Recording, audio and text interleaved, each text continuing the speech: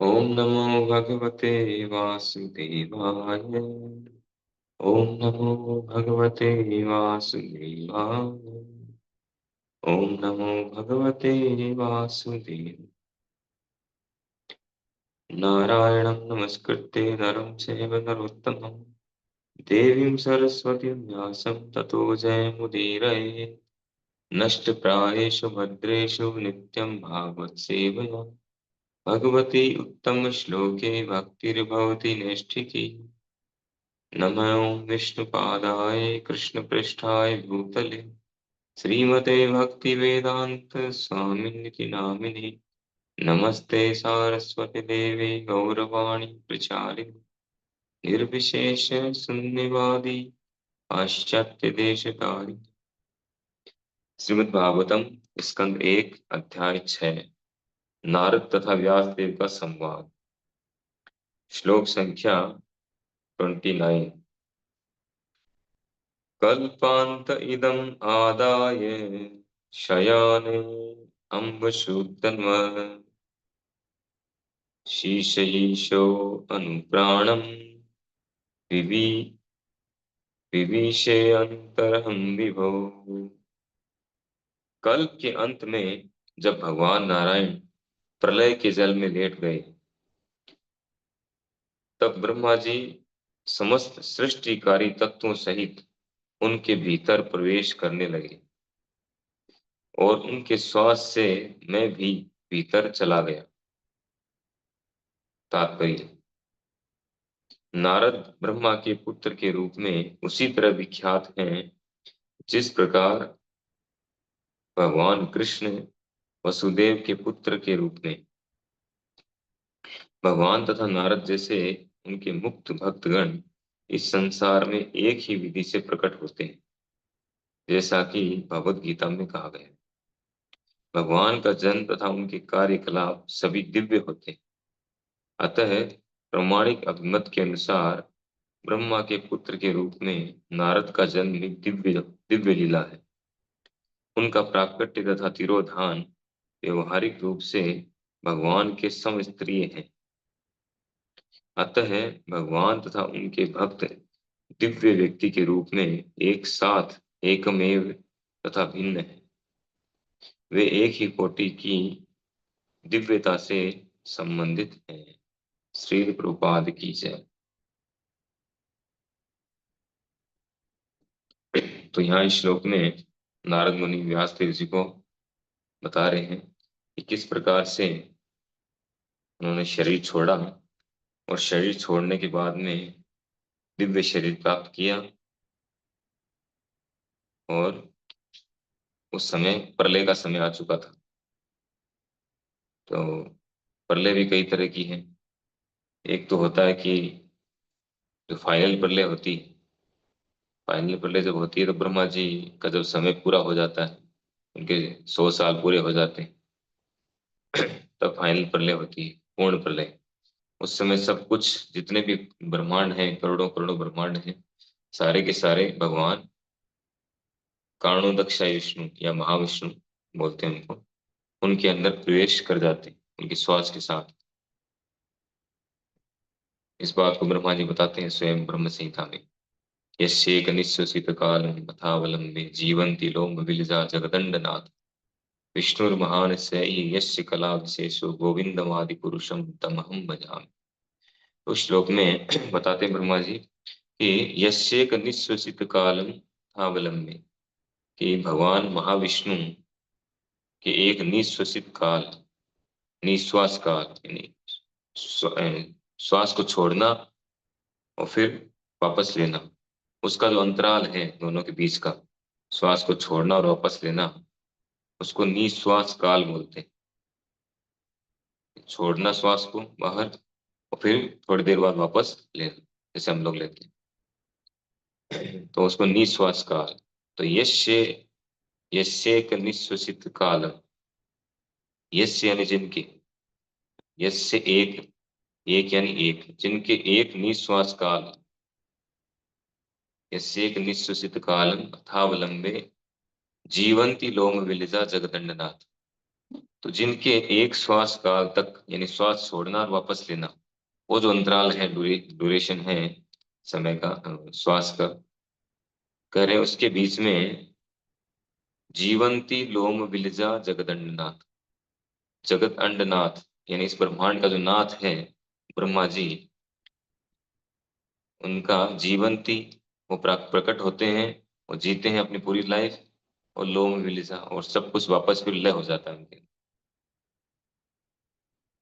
यानी केवल भगवान महाविष्णु की एक श्वास काल में ये पूरी सृष्टि का सृजन होता है।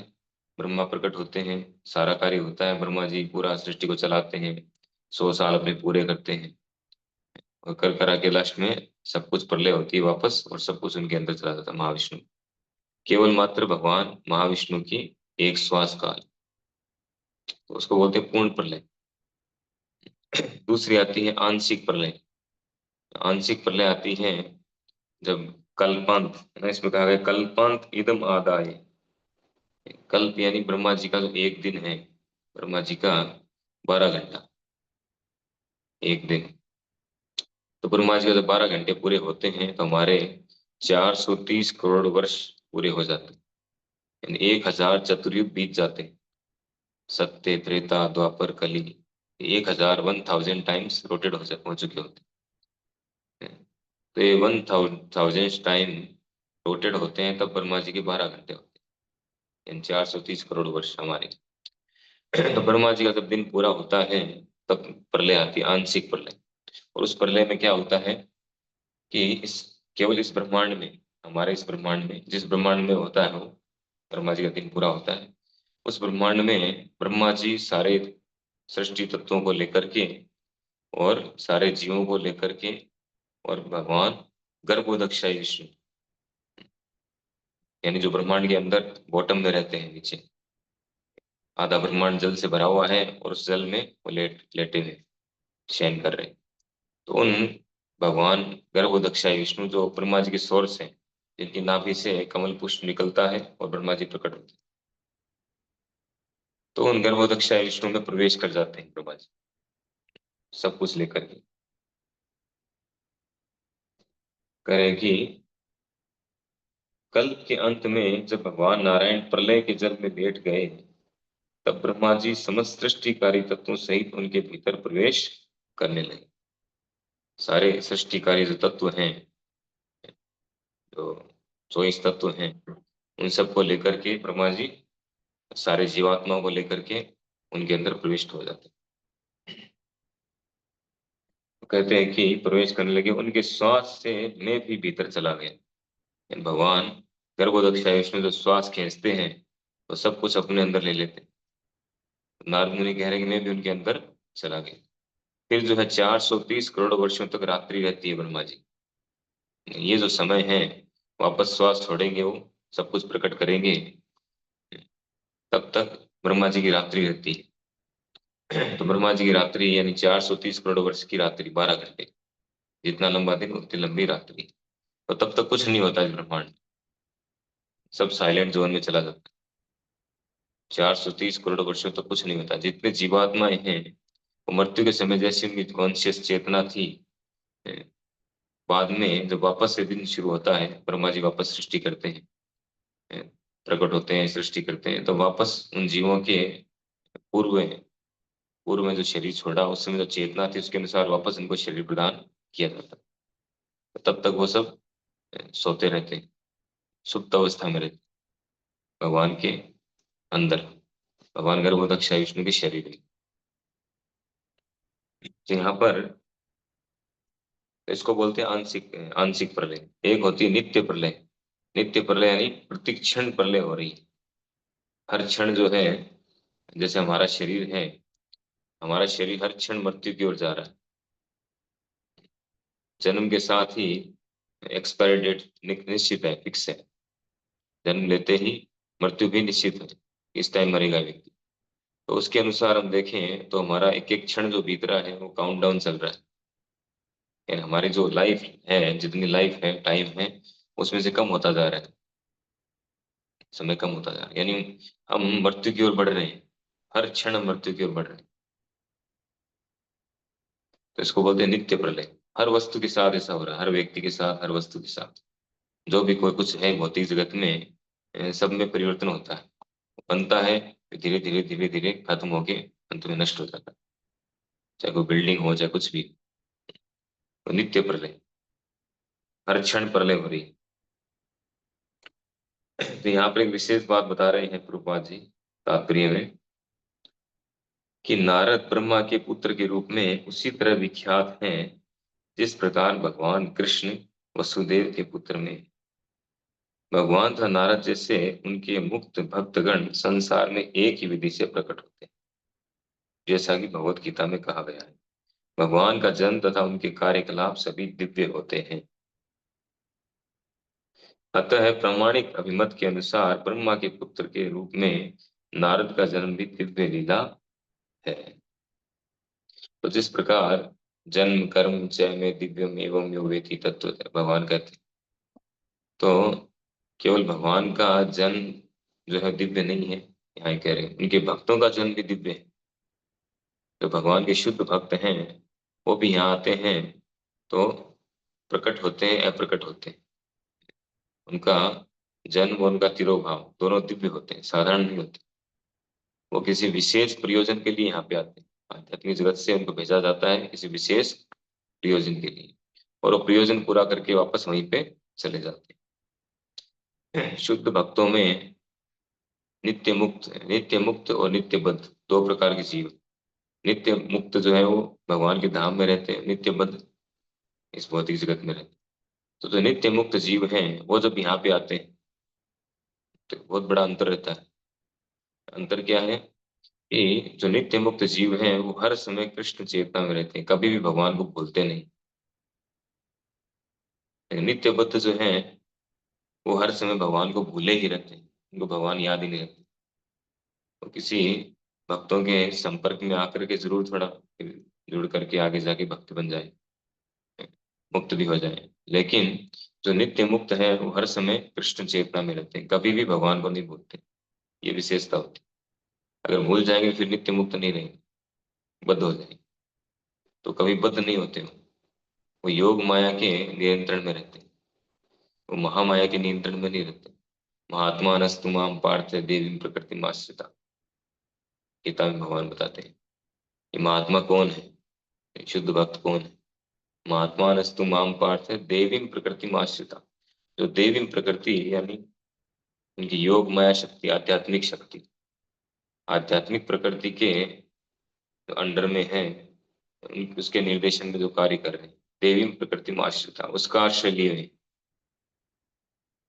भजंती अनन्य मनसो, वो अनन्य भाव से भगवान का भजन करते रहते निरंतर, न अन्य, दूसरा कोई नहीं, एकमात्र श्री कृष्ण।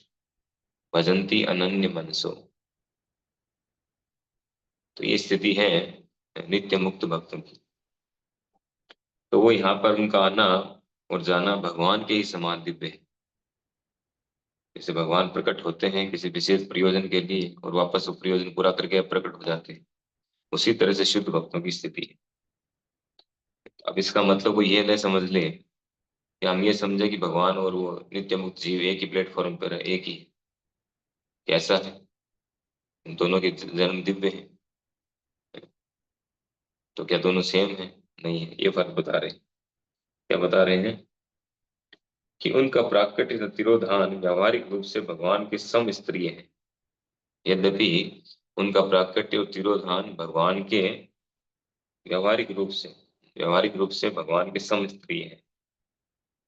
अतः भगवान तथा उनके भक्त दिव्य व्यक्ति के रूप में एक साथ एकमेव तथा भिन्न है। इस बात को समझना जरूरी है। अचिंत्य भेदा भेद, जो श्री चैतन्य महाप्रभु जी ने चारों संप्रदायों के सिद्धांतों को लेकर के और फिर जो उन्होंने निचोड़ जो दिया, सिद्धांत दिया, अचिंत्य भेदा भेद, इन एक ही समय पर जीवात्मा, हम सब जीवात्मा और भगवान एक है भी और एक नहीं भी। सेम टाइम भगवान से एक है, और सेम टाइम यानी सेम टाइम भगवान के समान है, गुणों में समान है, बट मात्रा में कोई समानता नहीं। सेम टाइम हम भगवान से एक हैं समानता है भगवान से और समानता नहीं भी, अचिंत्य भेदा। तो चिंतन के परे, इसको समझना, चिंतन के परे। भेद अभेद, अचिंत्य भेदा भेद, एक साथ एकमेव तथा भिन्न, वे एक ही कोटि की दिव्यता से संबंधित हैं। दिव्यता की दृष्टि से देखें, यानी भगवान भी सच्चित आनंदमय है और जीवात्मा भी सच्चित आनंदमय।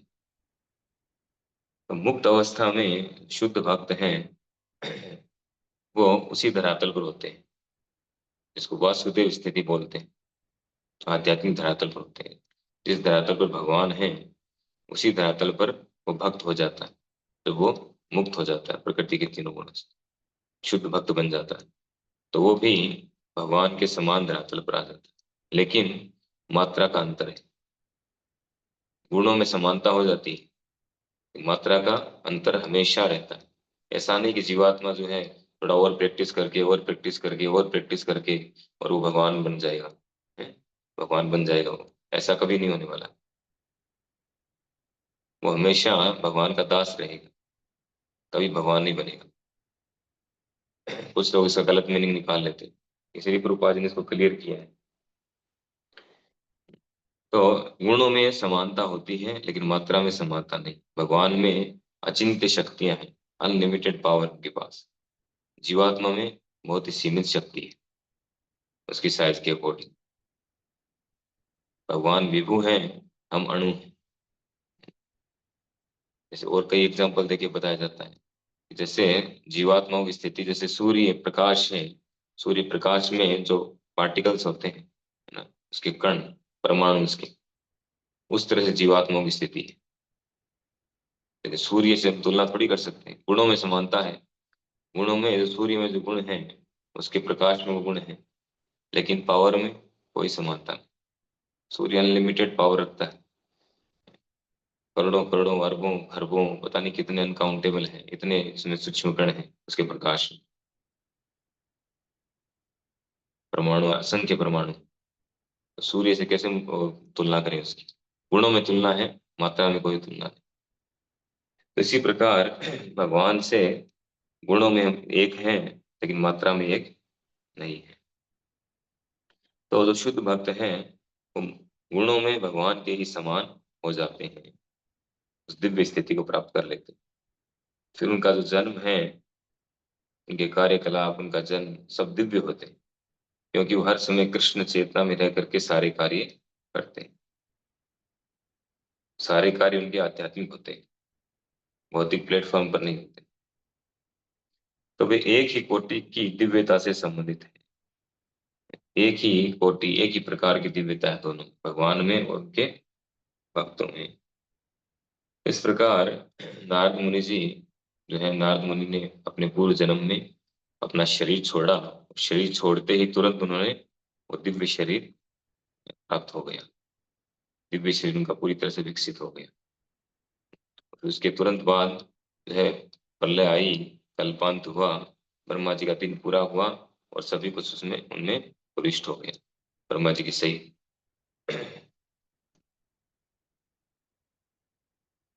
तो इस तरह से आगे वाले श्लोक में और जानकारी आएगी इस विषय में। हरे कृष्णा। श्रीमद् भागवत महापुराण की जय, श्री प्रभुपाद की जय। हरे कृष्ण।